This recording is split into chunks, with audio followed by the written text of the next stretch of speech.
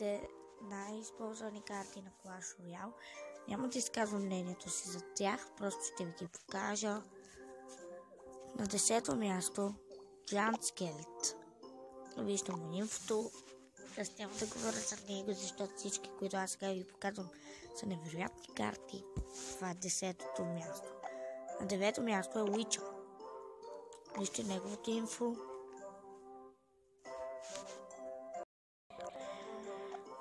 На 8-то място е Baby Dragon. Ето му го инфото. Това е 8-то място. На 7-то място Giant. На 6-то място Zap. На 5-то място Hawk Rider. На 4-то място Wizard.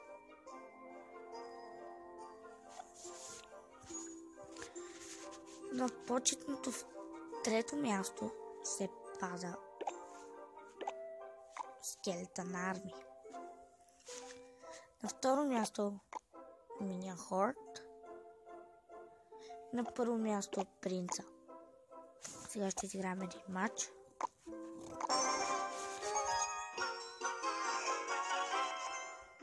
Пускаме Принца. Веднага зад него пускаме Skeleton Army. Някак си да успят да се справят.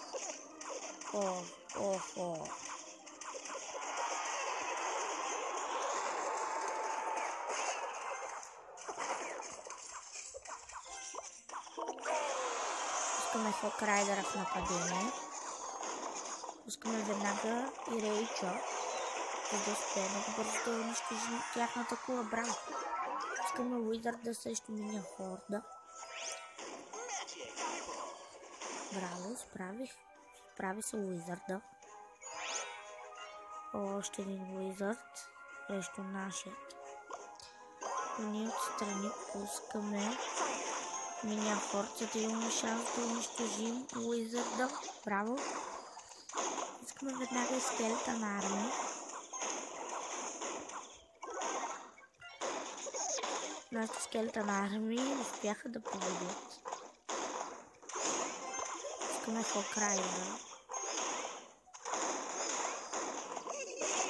Искаме Rage.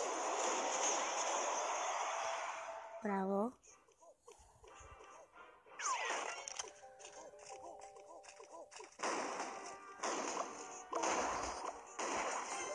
Ще загубим, това вече е ясно, защото мускетарката стреля, ние имаме много кръв и няма как. Бихме я! Браво, все още имаме някакъв шанс да победим.